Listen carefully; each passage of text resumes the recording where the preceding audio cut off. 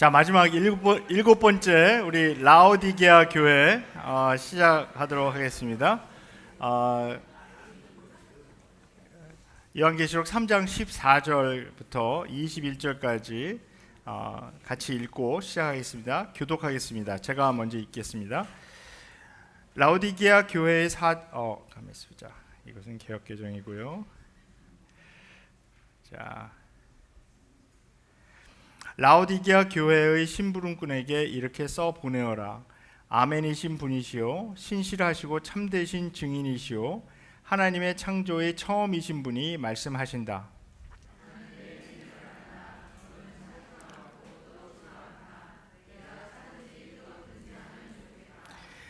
내가 이렇게 미지근하여 뜨겁지도 않고 차지도 않으니 나는 너를 내 입에서 뱉어버리겠다.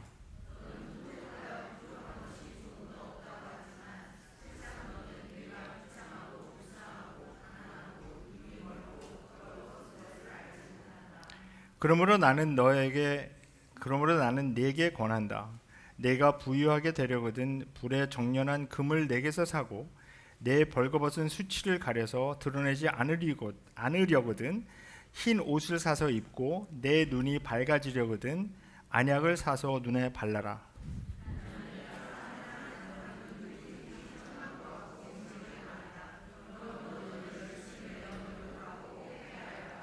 보아라, 내가 문 밖에 서서 문을 두드리고 있다. 누구든지 내 음성을 듣고 문을 열면 나는 그에게로 들어가서 그와 함께 먹고 그는 나와 함께 먹을 것이다.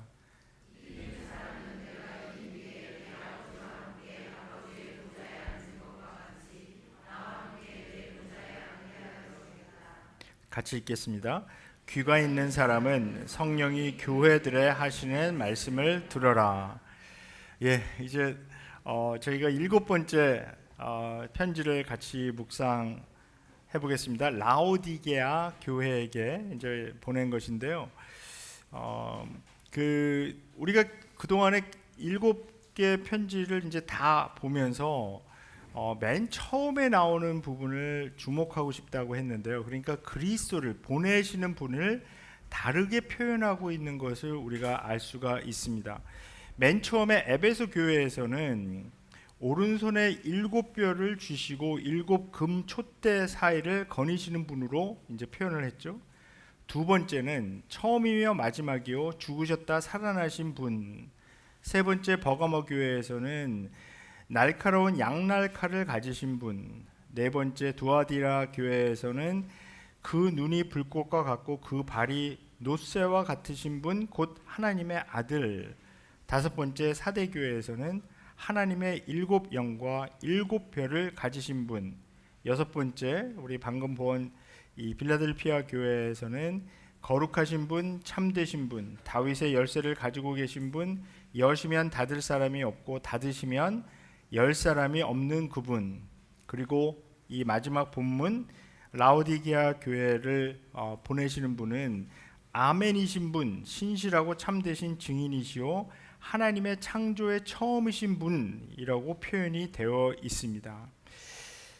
자, 우리가 주목해서 보고 싶은 것은 대부분의 표현이 예수님의 어떤 정체성, 그 아이덴티티를 그분이 무엇을 가졌거나 또 무엇을 하셨거나 하는 것을 묘사했던 것입니다.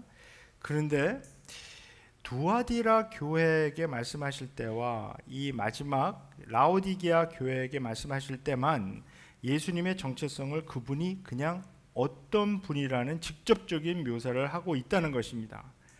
그래서 여기 이 라오디게아 교회에게 보내는 편지에서 예수님은 그냥 아멘이신 분으로 표현되고 있습니다.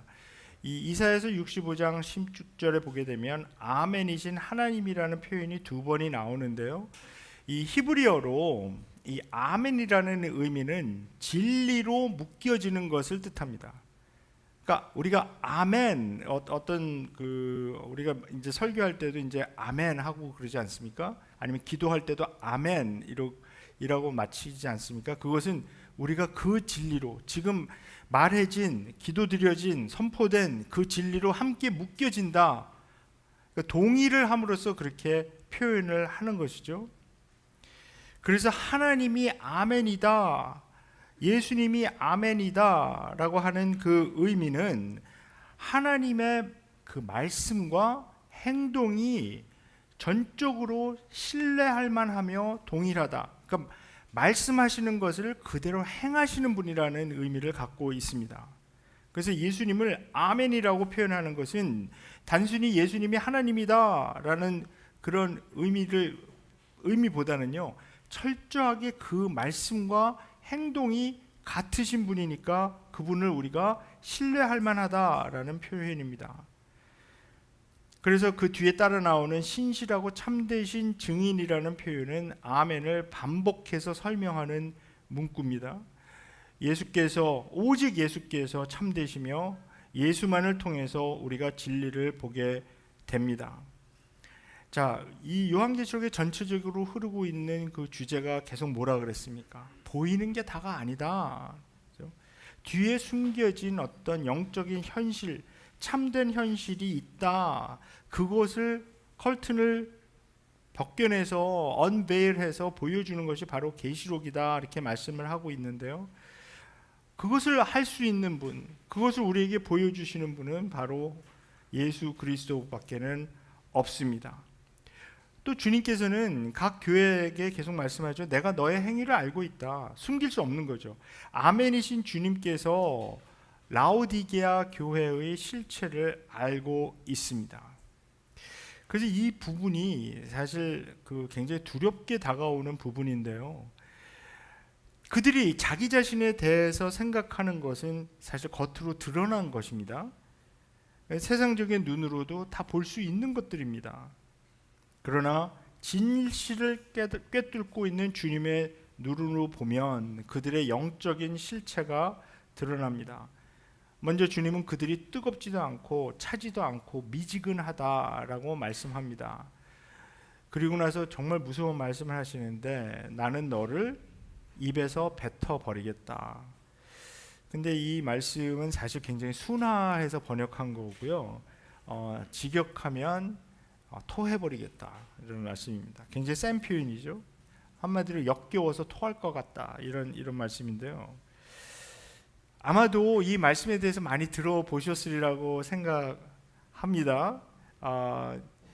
근데 이게 이제 그 성경이 잘못 읽혀지고 사용되는 예로도 많이 사용되는 그 구절인데요. 보통 이제 어떻게 이해하는 것이냐 하면 차지도 않고 뜨겁지도 않고 미지근하다라는 의미를 신앙이 뜨겁지도 않고 차지도 않고 어정쩡한 상태로 이해합니다. 그래서 아예 믿으려면 화끈하게 믿고 그렇지 않으면 안 믿는 게 낫다. 제일 나쁜 게 미지근한 것이다. 그렇게 이제 생각하는 거죠. 근데 이 구절은 그렇게 이해될 수가 없습니다. 이 표현은 이제까지 6개의 편지에서 우리가 계속 보아왔지만 뜬금없이 아무 맥락 없이 이런 뜨겁고 차갑고 미지근하다 이런 이야기를 하시지 않습니다. 이 라오디게아의 상황과 당시의 상황과 깊은 관련이 있는 표현입니다. 그래서 이게 무슨 의미인가를 알기 위해서는 라오디게아 시에 대해서 이제 좀 간략하게나마 살펴보아야 하는데요. 근데 이 도시를 사실 묘사하는 게 그렇게 쉽지는 않습니다. 왜냐하면 이게 역사적으로 이렇게 특색이 없는 교회였거든요. 도시였었거든요. 그냥 한 가지 두드러진 것은 여기가 경제적으로 굉장히 부유했던 도시다. 근데 그 외에는 별로 이렇게 두드러진 것이 없어요. 근데 이 라오디게아 시는 빌라델피아에서 한 97km, 그러니까 100km 정도 남동쪽으로 이렇게 흩떨어진 곳에 있었는데 여기를 이제 그러니까 밸리 지역입니다. 그러니까 이 산 같은데 산이 이렇게 둘러싸여 있고 그 가운데 있는 그래서 여기를 이제 라이커스 밸리라고 불렀는데요. 지금도 사실 많이 갑니다. 거기 유명한 그 온천수도 나오고 그쪽 이 라이커스 밸리가 그 카마플레라고 그 터키에서 상당히 사람들이 휴양지로 많이 가는 곳이거든요. 그래서 거기 가서 뭐 온천욕도 할 수 있고 좀 그렇습니다. 그런데 이 라이커스 밸리에 이 도시가 세 개가 있었습니다. 그 성경에도 다 나오는 도시들인데요. 처음에는 이제 골로새가 있고요. 골로새하고 히에라볼리 그리고 라오디게아 요 세 도시가 이 계곡에 이 밸리에 같이 있었습니다.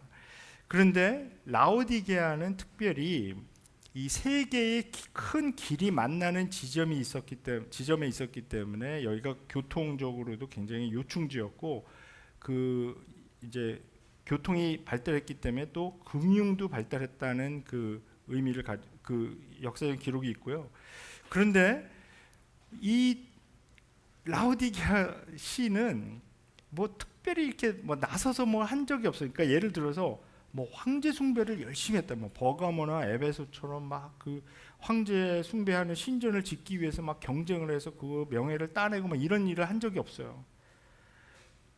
또는 그 황제 숭배라든지 어떤 종교가 발달해서 뭐 에베소에 있었던 그 알테미스 아데미 신을 뭐 열심히 숭배를 해서 거기가 막 종교적으로 막 영적으로 막 이런 것도 없었고요.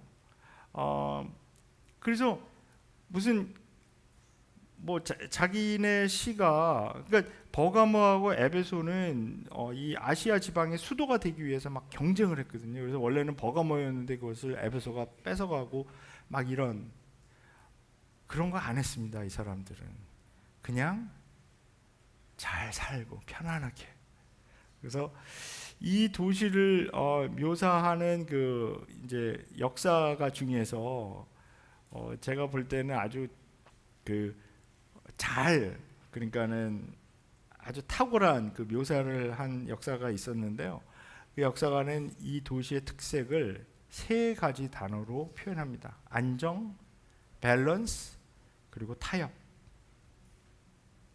안정, 밸런스, 타협입니다. 아마도 그런 특색 때문에 이 도시가 오랫동안 계속 부를 쌓으면서 어떤 변란을 겪지 않은 그런 도시로 남아 있었던 것 같습니다. 이 도시도 사실 빌라델피아와 이제 멀리 떨어져 있지 않기 때문에 그 빌라델피아가 겪었던 그 지진을 사실 같이 다 겪었습니다. 근데 큰 지진이 이제 3번 정도 났는데요. 처음 겪었던 지진에서는 그 중앙 정부의 도움을 좀 받아서 도시를 재건을 했는데 60년도에 큰 지진으로 도시가 거의 파괴되었는데 이 도시의 행정가들이 로마 제국의 그 중앙 정부의 도움을 거절하고 우리들 재정으로 이 도시를 완전히 복구하겠다 그래서 그렇게 했습니다. 이 편지가 보내지고 나서 몇 년 후에도 다시 지진 피해를 크게 입었었는데 역시 100년도에 로마 정부의 도움을 받지 않고 다시 일어섰습니다. 그래서 이 도시는 아주 굉장히 부유하고 또 자기들이 자족할 수 있는 그런 상황이 있었는데 이 교회의 분위기도 그런 영향을 많이 받았던 것 같습니다. 에베소나 버가모 같이 그 큰 부를 쌓고 그 많은 인구를 가지고 있었지만은 라오디게아는 그렇게 에베소나 버가모 같이 큰 규모의 도시를 이루지는 않았지만 재정적으로는 굉장히 안정되고 아시아 지방의 뭐 알부자 뭐 이렇게 생각할 수도 있겠습니다.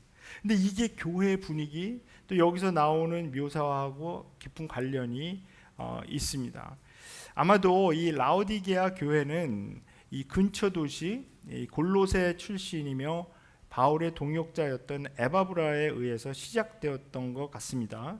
그래서 골로새서 4장 12절에 보게 되면 이렇게 말씀합니다. 여러분의 동향인이요 그리스도 예수의 종인 에바브라가 여러분에게 문안합니다. 그는 여러분이 완전하게 되고 하나님의 모든 뜻에 확신을 가지고 서기를 기도하면서 늘 여러분을 위하여 애쓰고 있습니다. 나는 그가 여러분을 위하여 그리고 라오디게아와 히에라볼리에 있는 사람들을 위하여 수고를 많이 하고 있음을 증언합니다.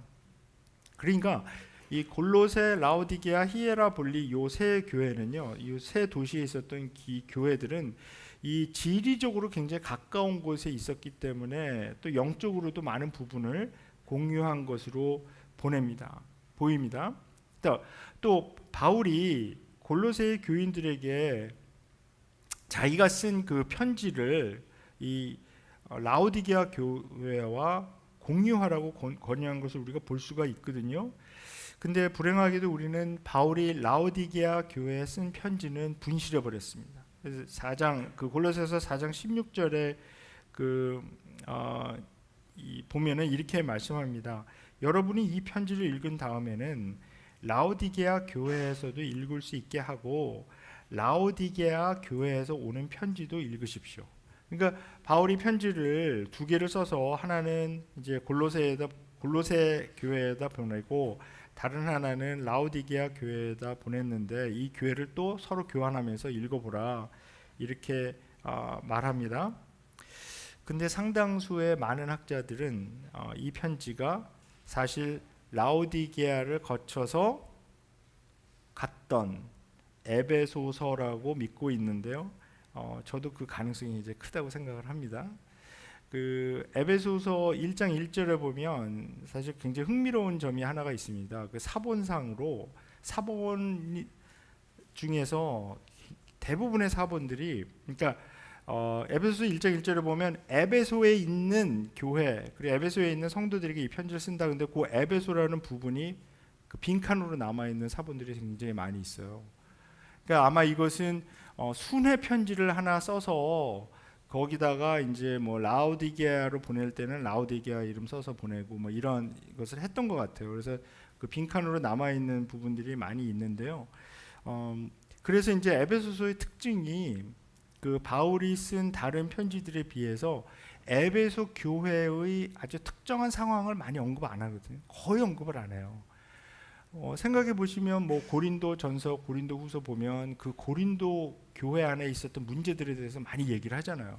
갈라디아서도 그랬고 데살로니가 전서, 후서도 그렇고 다 그런데 에베소서는 굉장히 그 뭐라 그럴까요? 그 교회에 국한된 문제가 아닌 전체 교회가 다 겪고 있는 이런 큰 문제들, 이런 것들을 많이 다루고 있거든요. 그래서 그 라오디게아 여기 이제 골로새서 4장 16절에서 라오디게아 교회에게 내가 보낸 편지라고 의미하는 것이 아마도 에베소서와 같은 편지일 가능성이 있다 이렇게 말씀드립니다. 자, 그런데 이 7번째 편지에서 우리는 라오디게아 교인들이 받았던 어떤 핍박이나 어려움을 읽을 수 없습니다. 그들은 자기들이 풍족하여 부족한 것이 조금도 없다고 생각하고 있었습니다. 주님의 관점에서 보면 그렇지 않았죠. 자, 라오디게아시의 유명했던 점은 금융 산업 외에도 의류업과 안약이었습니다. 이 고대에 검정옷, 양털을 가지고 검정으로 이렇게 염색해서 만들었던 옷감이 굉장히 유명했고요. 그 카펫을 가장 잘 만들었던 것으로 이제 알려져 있었습니다. 그리고 아주 여러 곳으로 수출하고 있었는데요. 또 이쪽 지방에서 나오는 그 안약, 의술이 발달해서 그 프리기아라는 그 도시에서 그 지역에서 생산한 안약이 굉장히 효력이 많이 있었던 것으로 알려져 있습니다. 그런데 라오디게아시의 가장 큰 약점은 물이 귀했다는 것입니다. 이쪽에서 나오는 그 물이 석회가 많이 섞여 있어요. 그러니까 온천 지역과 가까워서 그런 것 같은데 거기서 이 석회가 많이 나와서 이게 그 석회가 굉장히 이렇게 침전이 되면서 그 식수로 쓰기에는 굉장히 좀 힘들었습니다. 옆에 있는 도시 골로새에서는 고대에 유명한 아주 차가운 미네랄이 풍부한 숙세가 미네랄 워터가 나왔거든요. 풍부한 식수가 나왔고 또 북쪽에 위치한 몇 마일 북쪽에 위치한 히에라볼리에서는 온천수가 나오는데 아주 뜨거운 그 물이 나왔어요. 그래서 여러 병을 낫게 하는 효능이 있는 온천수라고 알려져 있습니다. 자, 그래서 이 부유했던 라오디게아에서는 자기들의 샘에서 나오는 그 물을 식수로 사용하지 않고 이 한 10km 정도 남쪽에 있는 샘에서 나오는 물을 이 파이프를 만들었어요. 돌로 만들어서 그것을 자기 도시로 끌어다가 사용하곤 했습니다. 그래서 이제 돌로 만든 수도관도 있고 진흙으로 만든 수도관도 이제 같이 사용을 했는데 사실 그 유적이 아직도 상당수가 이제 남아 있습니다. 근데 이 물이 이 수도관을 통해서 자기들이 이제 사는 곳에 이 라오디게아 시에 도착했을 그때는 이 물이 굉장히 미지근해진 거예요. 그리고 석회가 많이 섞여 있게 되고, 그러니까 식수에 대한 불평이 아주 많이 있었습니다. 또 전쟁 상황이 되면 적들은 먼저 이 물을 공급하는 이 파이프 여기를 수도관을 차단해 버리면서 이 물을 공급하지 못하게 하는 그런 전략을 쓰기도 했습니다. 그래서 이 식수 문제는 이 도시의 가장 큰 약점이 되었습니다. 골로새의 물처럼 차지도 않고 히에라볼리의 물처럼 뜨겁지도 못한 라오디게아의 이 미지근한 물, 이것은 그들의 약점을 상징하는 것입니다. 자, 주님께서 라오디게아 교인들이 차든지 뜨겁든지 하면 좋겠다라는 말씀은 신앙이 차든지 뜨겁든지 그 말씀을 하는 게 아니고요. 아주 사실은 단순한 말씀입니다. 왜냐하면 이 편지를 받고 있는 라오디게아 사람들이 이게 무슨 뜻인지 금방 알 거거든요. 어떤 면으로든 쓸모가 좀 있으면 좋겠다. 어떤 면으로든 좀 쓸모가 있는 사람들이 되어라. 골로새의 물처럼 좋은 식수가 되어서 생명을 유지하고 리프레시시키는 그런 차가운 물이 되든지, 아니면 히에라볼리의 그 온천이 되어서 뜨거운 물이 되어서 뜨겁게 되어서 병든 사람을 살리는 그런 물이 되든가. 근데 그 어떤 것도 아닌 그냥 자기만 부유하게 사는 그 점을 지적하신 것입니다. 사실 이 교회의 위치는 세 개의 큰 도로가 만나는 지점에 있었고, 그래서 금융업이 발달했다 그랬잖아요. 또 프리기아 평원으로 나가는 길목이 있었기 때문에 선교의 중요한 기지가 될 수가 있었습니다. 그러나 라오디게아 교회는 그런 일을 감당할 수가 없었습니다. 왜 그러냐 하면 그들은 자기 만족, 그러니까 이들의 영성은 자기 만족이라는 표현으로 압축될 수가 있습니다. 자기들은 풍족하고 부족할 게 없다라고 생각하는 것입니다. 그래서 주님의 책망은 그들의 신앙 상태가 열매 맺지 못하는 상태, 즉 무화과 나무처럼 열매가 없는 상태를 말하고 있습니다. 자기 만족하면 주님의 일 할 수 없습니다. 그래서 나는 너를 내 입에서 뱉어 버리겠다라고 강력하게 말씀합니다. 17절 같이 보시면요, 17절에 주님께서 너는 풍족하여 부족한 것이 조금도 없다고 하지만 이렇게 말씀합니다. 그러나 그들의 진정한 현실은 뭐냐 하면 비참하고 불쌍하고 가난하고 눈이 멀고 벌거벗은 것이다. 이 5개의 형용사는 헬라어로 읽으면 전부 다 이 OS로 끝나는, 그래서 이게 굉장히 이 발음을 해보면 비참하고 불쌍하고 가난하고 눈이 멀고 벌거벗고 이런 식으로 이 엔딩이 똑같기 때문에 굉장히 파워풀한 그 말씀인데요. 풍족하고 부족한 것이 아니라 영적으로 보면 바닥까지 간 상태를 보여주고 있습니다. 그런데도 그들은 물질적인 풍요 때문에 자기들의 진정한 현실을 보지 못하고 있었습니다. 주님은 그들에게 그래서 불에 정련한 금을 주님에게서 사라라고 권유합니다.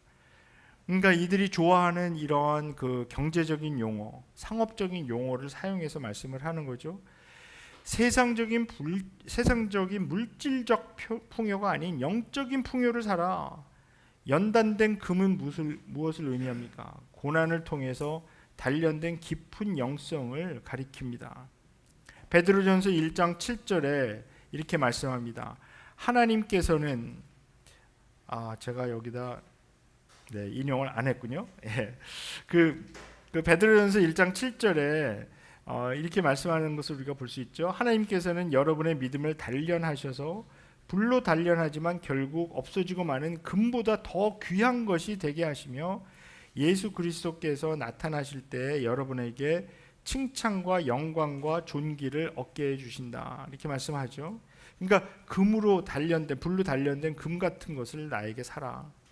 그리고 또 주님께서는 그들이 눈이 멀었다라고 말씀합니다. 그들에게 유명한 안약이 있었지만 그들은 영적으로 장님입니다. 영적으로 보지 못하고 생각하지 못하는 것이죠. 그래서 주님이 주시는 영안을 뜨는 안약을 사라고 또 말씀합니다. 그러니까 상업적으로 모든 것을 생각하는 이 교인들에게 예수님은 계속해서 사라 이 상업 용어를 계속 사용하십니다. 이 말씀은 또한 이사야서 55장 1절의 말씀을처럼 이게 놀라운 말씀인데요.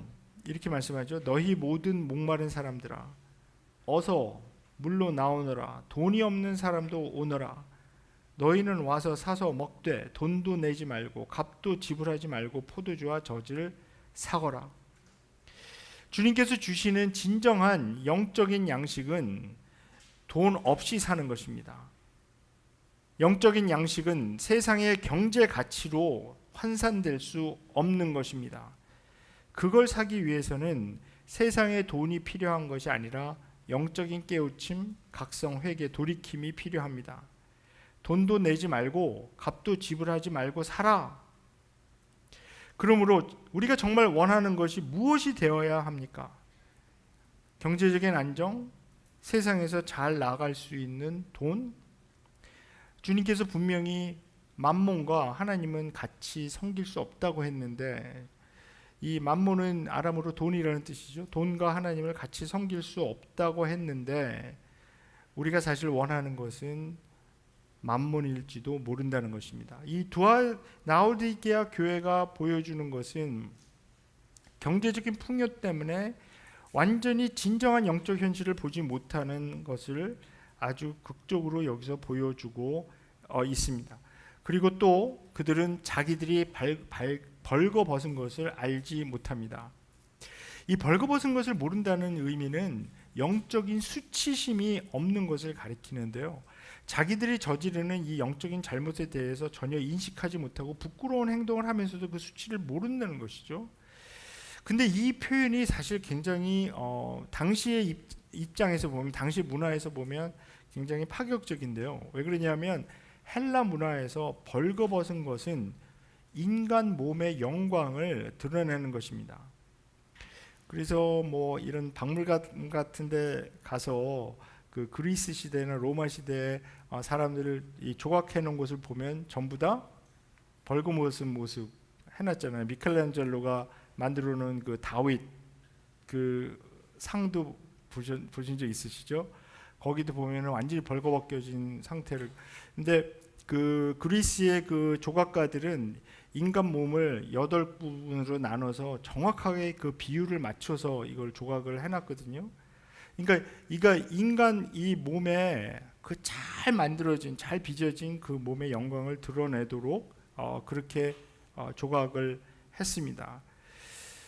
당시에 운동 경기에 나가는 선수들은 완전한 나체로 경기를 했습니다. 그래서 이제 체조 선수를 영어로는 이제 짐네스트라고 부르잖아요. 그 짐네스트라는 뜻은 헬라어로 벗었다는 뜻입니다. 이 벌거벗은 것과 수치를 연결하는 것은 사실 유대적인 사고 방식입니다. 그래서 사실 이제 당시에도 보수적인 유대인들은 이 올림픽이나 뭐 에베소 게임, 그 이스미안 게임 이런 것들 가는 게 별로 좋아하지 않았어요. 그리고 그 이제는 꽤 됐는데 300이라는 영화 보셨나요? 300? 거기서 그 이제 스파르타의 300명의 그 용사들이 그 수십만의 사실 그 페르시아 군대랑 이제 싸우는 장면이 나오잖아요. 근데 이제 그 싸웠던 그게 이제 역사적인 거니까 그 지금도 이제 그리스에 가면 그 싸웠던 그 장소에 이제 그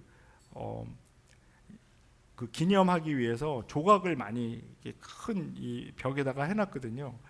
근데 거기 가서 제가 보고 느낀 게, 깨달은 게 뭐냐면, 이 사람들이 싸울 때 그 영화에서는 뭘 좀 입고 싸웠지만 원래는 완전히 발가벗고 싸웠거든요. 발가벗고 거기다 자기 몸에다 올리브유, 그 올리브 기름 발라갖고 붙잡지 못하게 해놓고 이제 싸웠던 것을 우리가 볼 수가 있습니다. 자, 그리고 주님께서는 그래서 흰 옷을 사서 입어라. 그런데 이 흰 옷은 요한계시록에서 의로운 행위를 나타내는 것입니다. 그래서 그 의로운 행위를 나타내는 흰 옷을 사서 너희들의 수치를 가려라, 이렇게 말씀을 하고 있습니다. 그런데 라오디게아 교회에 대한 책망은 주님께서 그들을 사랑하시기 때문에 주시는 것입니다.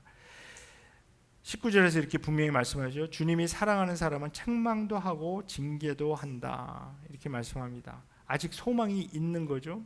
그래서 우리가 영적으로 나태해지고 정말 바닥까지 가고 영적으로 부끄러운 상태를 모르는 그런 상태로 들어가게 되면 주님께서 어떤 때는 우리들에게 책망도 하시고 징계도 하십니다. 그때 우리는 아직 소망이 있다는 것을 깨달아야 합니다. 그래서 그들이 해야 할 것은 자기 만족에 빠지지 말고, self sufficiency죠. 그러니까 자기 만족에 빠지지 말고 열심을 내어서 노력하고 회개하는 것입니다. 아직 주님이 그들을 포기하지 않았기 때문입니다. 그래서 20절의 말씀에서 이제 이 말씀을 주는데요. 근데 사실 이 말씀이 굉장히 충격적인 말씀이고 또 오해도 되게 많이 되는 말씀입니다. 왜냐하면 20절에 나오는 이 주님의 모습은, 한번 그 20절 한번 보십시오. 주님께서 교회 안에 있습니까? 밖에 있습니까? 이거는 우리가 이제 그 요한계시록 3장 20절도 이제 굉장히 잘못 해석하는 그 예로 많이 사용이 되는 건데요. 이건 어떤 개인의 마음의 문을 이렇게 두드리는 것을 의미하는 거 아닙니다. 여기서 주님께서 문을 두드리는 교회 문입니다. 교회 문. 라오디게아 전체 공동체를 이야기하는 거거든요. 그러니까 20절에서 이렇게 말씀하잖아요. 보아라, 내가 문 밖에 서서 문을 두드리고 있다. 누구든지 내 음성을 듣고 문을 열면 나는 그에게로 들어가서 그와 함께 먹고 그는 나와 함께 먹을 것이다.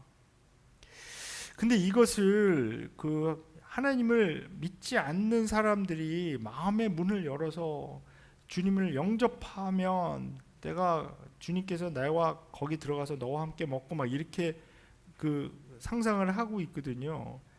근데 이거는 누구든지라고 했을 때 그 문을 열면 해서 그 누구든지, 이게 이제 번역되는 과정에서 마치 개인이 문을 여는 것처럼 되어 있지만 교회가 문을 여는 겁니다. 교회가.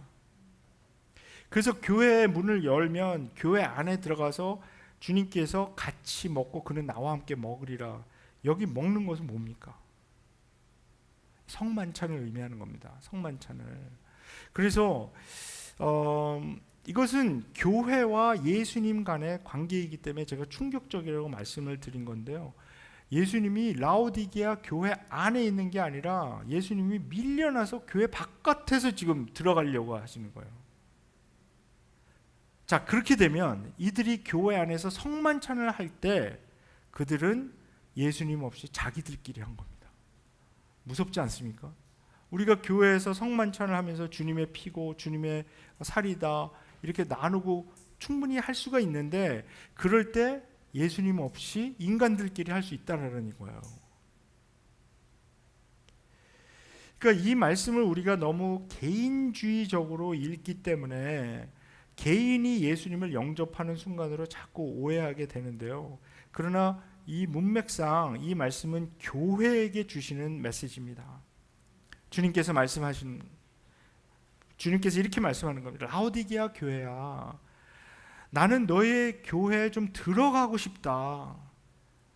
바깥에 서서 계속 교회 문을 두드리고 있는데 문을 안 열어주네. 문 좀 열어다오 말씀하고 있는 거거든요. 그래서 나도 들어가서 너희들이 성만찬 할 때 그 빵과 잔을 같이 나누면서 교제하고 싶다. 사실 성만찬 시작하신 분은 누굽니까? 예수님 아닙니까? 근데 예수님 빼놓고 자기들끼리 성만찬 하고 있으니까. 근데 이제 여기 이 장면을 많은 사람들이 그 성화로 그렸습니다. 많이 보신 적 있으시죠? 근데 그 성화를 처음에 그렸던 사람이 굉장히 아주 뭐랄까 잘 그렸기 때문에 그 전통이 이어지는데요. 제가 그 슬라이드에 이 그림을 안 들여갖고 죄송해요, 보여드릴 수가 없는데, 근데 아무튼 뭐 구글 같은 거 찾아보시면 굉장히 잘 나옵니다. 근데 그 문에요, 이 핸들이 없어요. 항상 보면 바깥에서는 못 여는 겁니다. 그런 식으로 표현을 해놨어요. 그러니까 예수님이 등을 이렇게 들고 거기서 이렇게 바깥에 서 있는데 바깥에서는 열 수가 없는 겁니다. 안에서 열어줘야지 들어갈 수 있는 그런 문이라는 것입니다. 그 유명한 이야기가 하나가 있습니다. 뭐 미국에서 일어난 일인데요. 1950년대에 일어났던 일인데 시카고에 살던 한 흑인 목사님이 일이 있어서 남부 테네시 주에 여행을 갔다고 합니다. 근데 주일이 되어서 예배 보려고 숙소에서 가까운 교회를 찾아갔는데 이 백인 지역이라서 백인만 모이는 교회였던 겁니다. 그래서 흑인이라는 이유로 쫓겨났습니다. 그래서 그 지역에 있는 몇 교회를 들어가려고 했는데 너 왜 자꾸 백인 교회로 오냐? 흑인 교회로 가라. 그렇게 해서 계속 쫓겨났습니다. 그래서 이분이 너무나 기가 막혀서 교회 계단에 힘없이 앉아서 기도를 하고 있는데 옆에를 보니까 예수님께서 같이 앉아 계셨다. 그래서 물었습니다. 주님, 왜 여기 밖에 계십니까? 주님께서 이렇게 말씀합니다. 나도 이 교회들에서 쫓겨나서 들어가질 못했다. 왜냐하면 예수님 백인이 아니잖아요. 우리 여기서 같이 예배보자. 그러니까 이게 제가 이제 미국 학교에서 이제 오래 가르쳤는데요. 저는 주로 이제 학부를 많이 가르쳤거든요. 근데 대학교에 1학년 들어와서 그 백인 학생들에게 이 백인 학생들이 가지고 있는 오해 중에 하나가 예수님이 백인이라는 오해. 그래서 그거를 몇 주간에 걸쳐서 그냥 그걸 개조시키는 게 굉장히 사실 힘들었습니다. 근데 우리 한국 분들도 그렇게 생각하시는 분들이 상당히 많이 있더라고요. 예수님이 어떻게 백인입니까? 중동 지방에서 태어나신 분인데. 그러니까 이렇게 생각하시면 제일 좋습니다. 기억하기도 좋고요. 혹시 오사마 빈 라딘 사진 보신 적 있으세요? 그분하고 비슷하게 생겼다고 생각하시면 됩니다. 그냥 좀 안 좋은 비유긴 하지만 그래서 충격요법으로. 그러니까 아마 당시 그 풍습에 의하면 아마 좀 수염도 이렇게 좀 수북하게 길러주셨을 것이고요. 절대로 파란 눈에 하얀 피부를 가진 백인으로 그 성화에 그런 식으로 많이 나오거든요. 그래서 이 미국 사람들이 정말 그런 오해를 많이 하고 있어요. 지금 그 트럼프를 지지하는 그 백인 그 보수적인 사람들이 전부 다 그런 식으로 생각하고 있거든요. 근데 예수님은 분명히 미들 이스턴에서 나온 그 중동 지방에서 그 팔레스타인 그 지역에서 태어나고 자란 이런 중동 사람입니다. 그렇기 때문에 이 라오디게아 교회에게 주신 메시지 사실 굉장히 무서운 메시지인데요.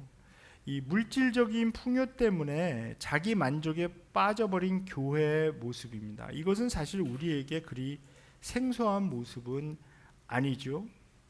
너무나 많은 교회들이 영적으로 비참하고 불쌍하고 가난하고 눈이 멀고 벌거벗었지만 자기들의 물질적인 풍요 때문에 참모습을 보지 못하는 상태가 되고 있습니다. 그들의 영적인 문제가 너무나 심각해서 그들은 자기들이 예수님을 자기 교회에서 몰아낸 것도 깨닫지 못한 상태에서 계속 종교 활동을 하고 있습니다. 그런데 이런 말씀을 들을 때 우리가 그 다른 교회 이렇게 적용하면 안 되겠죠? 이제 유명한 그 말씀이 있습니다. 얘기가 있는데 그 이제 그 마르틴 로이 존스 목사님이라는 분이 영국에서 아주 20세기 때 유명한 설교가셨는데, 이분이 이제 40여 년 동안 목회를 하시고 나서 은퇴한 다음에 회고하면서 자기가 깨달은 것이 하나가 있는데, 이 가짜 그리스도인들의 어떤 특징이 있다는 겁니다. 그래서 오랫동안 목회 생활을 하면서 교회는 잘 오고 막 그러는데 정말 믿음이 없는, 그러니까 가짜로 믿는 사람들의 특징 세 가지를 얘기를 하셨는데요. 첫 번째 가짜 그리스도인의 첫 번째 특징은 뭐냐 하면 말씀에 관심이 없습니다. 교회는 오는데 말씀만 전하기 시작하면 잔대는 거예요. 그래서 이 성경 말씀에, 하나님의 말씀에 관심이 없고 거기에 귀가 이렇게 집중을 안 하는, 못하는 경우죠. 두 번째는 말씀을 듣기는 듣는데 자기한테는 절대 적용 안 한다는 거예요. 항상 말씀을 듣고서는 다른 사람에게 적용하는. 그래서 이런 라오디게아 교회의 이런 모습, 이런 말씀을 듣고서도 자꾸 생각나는 게, 맞아, 누구는 그런 거야. 네. 뭐 김집사가 그러나 아니면은 이권사가 그러나 이렇게 생각한다는 겁니다. 근데 사실 그 세 번째 가짜 그리스도인의 특징이 제일 무서운 건데요. 설교도 굉장히 많이 듣고 뭐 수천 번 수만 번 듣고 성경 공부도 많이 하고 뭐 그러는데, 가짜 그리스도인의 특징은 변화가 없다는 겁니다. 변하지 않는다. 절대 변하지 않는다. 그러면서 요거는 제가 더 하는 건데요. 저도 관찰해 보니까 이렇게 변하지 않는 사람들이 갖고 있는 확신이 뭐가 있냐면요, 항상 이렇게 말합니다. 사람은 안 변해. 그래서 저도 그 이민 목회를 좀 해봤는데요. 저한테 와서 어떤 원로 장로님이 저한테 이렇게 그 지혜의 말씀이라고 주시는 거죠, 저한테. 그래서 김 목사님, 너무 애쓰지 마세요. 교인들 안 변합니다. 너무 애쓰지 마시고요. 그냥 저를 또 사실 어떻게 보면 좀 위로하려고 말씀하시는 건지도 모르겠어요. 근데 자꾸 제가 막 안타까워하고 그러니까 와서 그렇게 말씀하세요. 스트레스 받지 마세요, 목사님. 교인들 안 변해요. 그냥 자기 살던 대로 살고요. 계속 교회는 와서 말씀 듣고 성경 공부해도 안 변하니까 변하게 그 얘기를 듣는데 제가 정말 스트레스가 더 쌓였습니다. 그 안 변하면 나 지금 뭐 하고 있는 거지? 막 이렇게 되는 거잖아요. 자, 그래서 우리가 여기서 봐야 되는 것은 뭐냐 하면, 우리의 나의 영적 상태는 어떤 것인가? 우리 교회의 영적 상태는 어떤 것인가? 혹시 자기 만족에 지금 빠져 있는 것은 아닌가? 우리 사실 다 원하잖아요. 물질적인 풍요와 성공을 원하는데 그것을 우리 그리스도인이 어떻게 다뤄야 할까? 그러니까 그것에 대해서 어떤 개념을 갖고 삶에 접근해야 될까? 그것이 정말 물질적인 풍요와 세상에서의 성공이 정말 우리 삶의 목적이 돼야 되는 것인가? 우리 자녀들 교육할 때도 마찬가지죠. 자녀들 그렇게 어렸을 때부터 그렇게 세상에서 성공하려면 공부 잘해서 좋은 대학 가야 되고 막 그런 개념으로 막 그 애들을 그냥 몰아붙이고 막 그냥 뭐 학원 보내고 막 이런 식으로 막 교육시켜 놓고선 또 애들이 나중에 교회 안 가면 또 막 뭐라 그래. 이게 그렇게 키웠으니까 안 가죠, 당연히. 애들이 바본가요? 그래서 그런 현상이 한국 교회에는 지금 일어나서 이런 것 때문에 사실 우리가 근본적인 그러니까 물질적인 풍요, 세상에서의 성공은 기본값으로 해놓고 그리스도인들도 자꾸 이렇게 생각하거든요. 그래서 심하게 말씀드리면 어떤 사람들은 예수님을 믿는 이유가 물질적인 풍요와 세상적인 성공을 위해서 예수님 믿는 사람도 있다는 겁니다. 뭔가 잘못된 거 아닌가요? 이 라오디게아 교회에 주신 이 메시지를 통해서 우리가 근본적으로 이런 질문들을 해나가야 됩니다. 나는 왜 하나님 믿는가? 나는 왜 예수님 믿는가? 나의 신앙의 목적은 무엇인가? 내가 정말 자신 있게 말씀에 근거해서 내가 하나님 믿는 이유는 나의 물질적인 풍요와 세상적인 성공을 위한 것이 아니다 라고 말할 수가 있는가? 그러니까 그리스도인으로서 우리가 어떻게 생각하고 어떻게 살아야 될지 근본적인 그 질문을 던지는 것이 이 7번째 편지고요. 이것을 사실 이것이 정확하게, 그러니까 참 무서운 게 이거예요. 이 물질적인 풍요와 세상적인 성공을 그냥 단순히 하나님의 축복이라고 등식화시켜 버릴 때 우리가 영적으로 죽어가기 시작합니다. 물질적인 풍요와 세상에서의 성공은 사실 하나님께서 주시기보다는 사탄이 주는 경우가 더 많아요. 우리가 그 점을 받아들여야 됩니다. 그래서 사실 우리가 물질적으로 풍요로워지고 세상적으로 성공하게 될 때 긴장해야 되거든요. 사실은 이러다 큰일 나겠다. 근데 그렇게 안 하죠. 그렇게 안 하고 그냥 하나님이 복 주셔서 이게 잘 되네, 막 사업도 잘 되고 막 이렇게 단순하게 생각하잖아요.